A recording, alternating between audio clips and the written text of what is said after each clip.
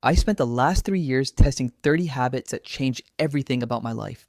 Not the ones everyone screams about online, no waking up at 4 a.m., no ice baths, no biohacking nonsense, just small, weird habits that quietly rewired how I think, work, and live. And here's what terrifies me: most people will scroll past this and waste another year doing the same things expecting different results. Don't be that person. Habit 1: screenshot everything. This is going to sound bizarre, but stay with me. I screenshot literally everything. Interesting article, screenshot. Random quote, screenshot. Weird 2 a.m. thought. I text it to myself and screenshot it too. Then I send it to myself on WhatsApp because apparently I've become my own best conversation partner. My phone storage looks like a digital hoarder's paradise. My mom checks my camera roll and genuinely thinks I'm losing it.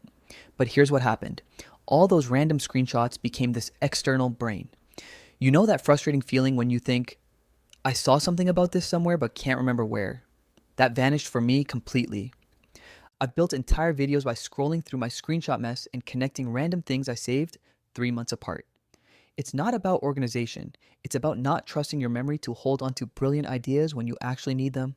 Habit 2: the and then what rule. This habit has saved me from countless terrible decisions.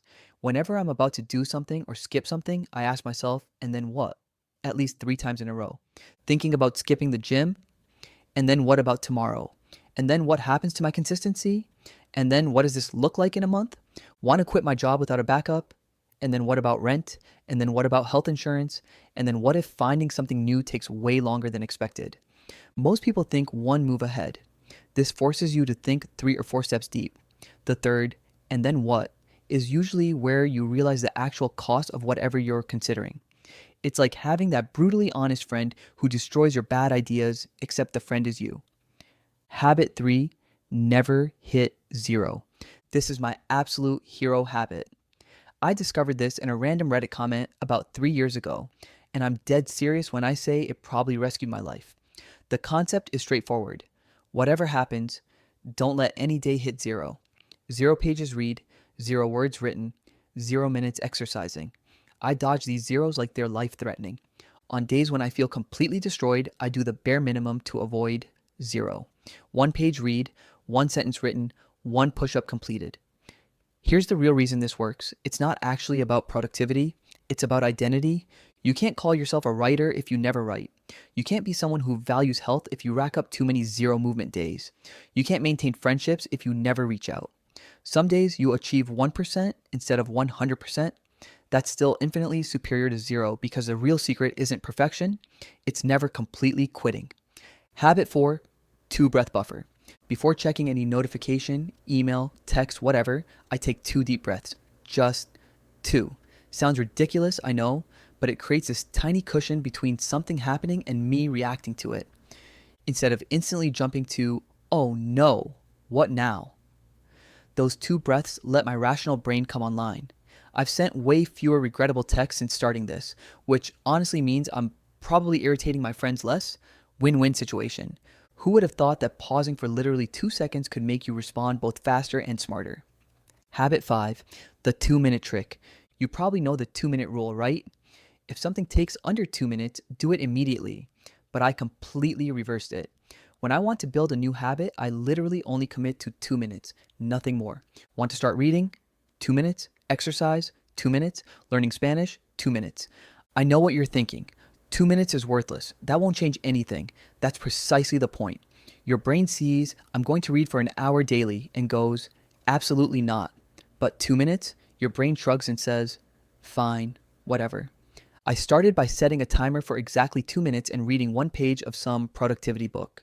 5 years later, I've read around 100 books. The insane part? I spend less time thinking about this habit than choosing what to watch on Netflix. Habit 6: get 1% weirder. Most people attempt to reinvent themselves overnight. They wake up on January 1st deciding they'll be a completely different human. I chose to get approximately 1% weirder each day. Not better, not more productive, weirder.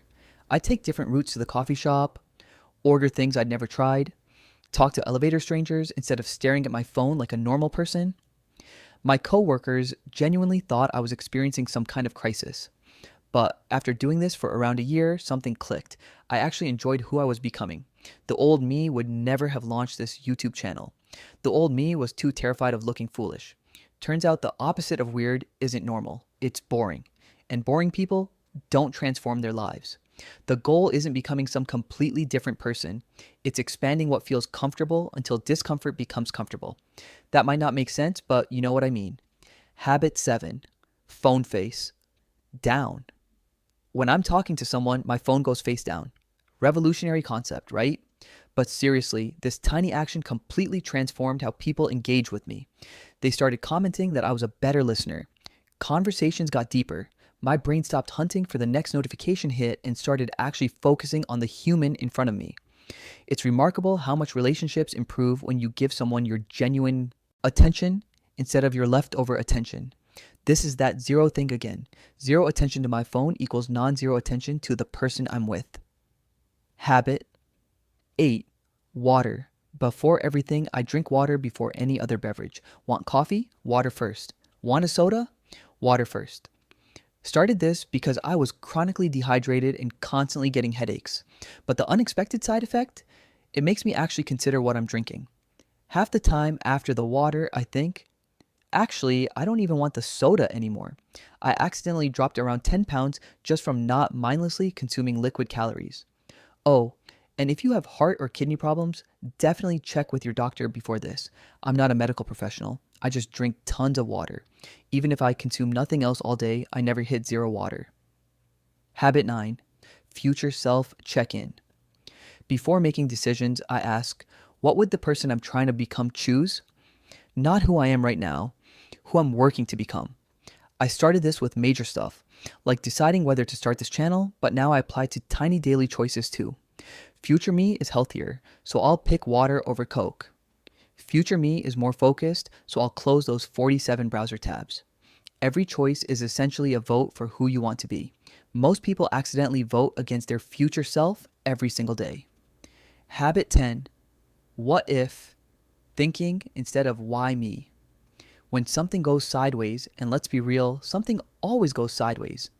Instead of thinking, why does this always happen to me? I try asking, what if this is exactly what I needed? Someone gives harsh feedback.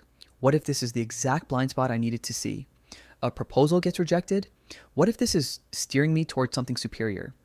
Look, I'm not saying everything happens for a reason or whatever mystical nonsense. Sometimes life just sucks with no deeper meaning. But choosing to search for possibilities instead of drowning in the suck, that's been genuinely helpful. Habit 11. Count to 10. When something really irritates me, like genuinely makes me want to say something I'll regret, I count to 10 before responding. Sometimes I count really, really slowly. This has rescued me from countless stupid arguments on Twitter, which honestly is probably 90% of what Twitter is for. Your emotional brain needs a moment to chill so your thinking brain can remember that maybe responding to that comment with a 3-paragraph essay about why they're wrong isn't the best use of your day. Even when I'm triggered, I give myself non-zero time to think. Usually prevents me from looking like an idiot. Habit 12. Energy audit. Before saying yes to anything, I ask myself, is this going to give me energy or drain it? Social event with people I don't really like? Energy drain. Working on a video I'm excited about? Energy boost. Favor for a friend who constantly asks but never returns the favor? This isn't about being selfish. It's about being realistic about your limits so you can actually show up for what matters. I'd rather do 3 things exceptionally well than 10 things while feeling like garbage. Habit 13. Ask actually curious questions. In every conversation, I try to ask one question I'm genuinely curious about. Not networking questions, not small talk, something I actually want to know. My cousin does this naturally, and I always wondered why talking to him was so engaging. Then I realized he's not trying to be interesting. He's just genuinely interested in other people. Turns out when you're authentically curious about someone, they reciprocate. Habit 14. One real compliment daily. Every day I give one genuine compliment. Not fake networking garbage, not nice weather comments, something real I actually notice. This rewired my brain to search for good things instead of defaulting to criticism constantly. Side effect though, I apparently compliment people even when they're not around now, which my friends find strange, but whatever. Habit 15, use their name. I use someone's name once in every conversation, not in a weird salesy way, just naturally. People enjoy hearing their name. Makes them feel like you actually see them as a human instead of background noise. Even in quick interactions, saying someone's name once makes it feel more personal. Habit 16, check your assumptions. I've gotten in the habit of actually asking people what they're thinking instead of just assuming. How are you actually doing? What's on your mind lately? Is there anything I should know? Most relationship problems aren't about what happened. They're about the stories we invented about what the other person was thinking. Even when things seem fine, one check-in question can prevent bigger problems later. Unless you're married and did something wrong. Then, habit 17, small trust deposits. Every day, I try to do one small thing that builds trust with someone. Showing up when I say I will. Following through on tiny promises. Remembering something they mentioned last time. Trust gets built in drops and lost in buckets. Most people focus on big gestures but ignore the little daily deposits. These tiny investments have opened doors I didn't even know existed. Habit 18, new goal, new money bucket. Every time I set a goal, I open a separate investment account for it. Want a new car? Car fund. Want to travel more? Travel fund. Want to start a business? Business fund. Having to put actual money towards something makes it feel real instead of wishful thinking. If I'm not willing to invest money in a goal, I'm probably not that serious about it. Habit 19, make checklists for everything. If I do something more than twice, I make a simple checklist for it. Packing for trips, morning routine, video editing process, just bullet points in my phone, nothing fancy. Prevents me from forgetting steps and having to think through the same process repeatedly. My brain can focus on creative stuff instead of trying to remember mechanical stuff. Surgeons use checklists. Pilots use checklists. I'm not too proud for checklists. Habit 20, build systems, not goals. Instead of setting goals, I build systems. Want to lose weight? Build a system for eating better. Want to be more productive? Build a system for managing energy. Goals are about what you want. Systems are about the process that gets you there. You don't rise to your goals, you fall to the level of your systems. Systems work even on days when you don't feel like it. Goals require constant motivation, which, let's be honest, is exhausting.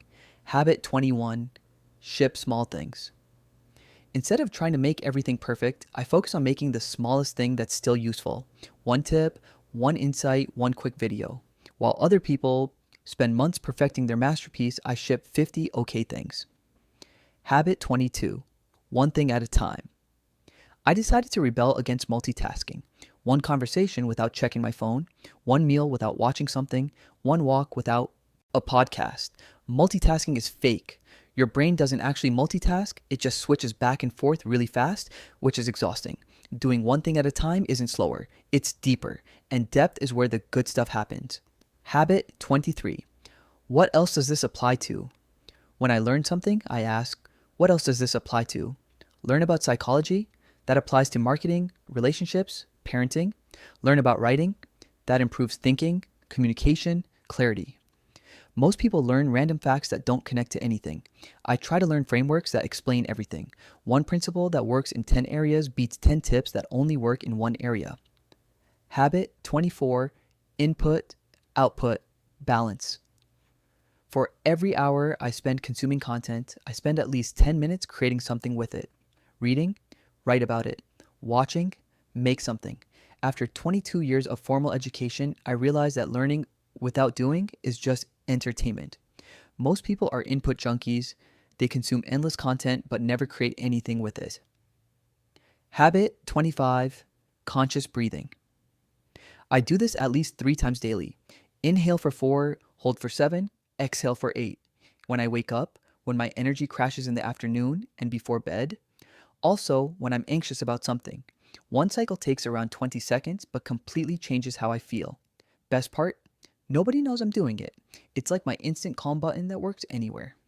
Habit 26. Micro breaks. Between big tasks, I take a 2-minute break. Walk around, stretch, look out the window, just not work for 120 seconds. Most people go full speed until they crash. I take tiny breaks to prevent the crash. Even when I'm swamped, I give myself non-zero reset time. Habit 27, negative loop breaker. When I get stuck in negative thinking, I do this. Name 5 things I can see, move to 3 different spots, do one focused activity for 3 minutes. It's not about stopping negative thoughts, it's about giving my brain something else to do. Your mind is like water, it needs to flow somewhere. Give it a better direction. Habit 28, analog. Hour 1 hour every day with no screens. Reading actual books, writing with a pen, walking without podcasts. This taught me something kind of depressing. I'd forgotten how to be bored. Habit 29, sit with boredom. When I feel bored, instead of immediately grabbing my phone, I sit with it for 2 minutes. Just be bored. Boredom is where ideas come from. But we've optimized it away with infinite scrolling. Some of my best insights happen when I'm just staring at the wall thinking. Boredom isn't the enemy, it's information. Habit 30, daily affirmations. Every morning, I say my affirmations like they're the most important thing I'll do all day. Not fake. I'm amazing at everything stuff. Real things I want to become. Things like I'm someone who creates value and I'm someone who follows through. This rewired my internal voice from critic to cheerleader. Most of us are our own worst enemies. This habit makes me my own best friend. Remember, your future self is built by today's micro habits. Choose wisely. Choose to never go to zero.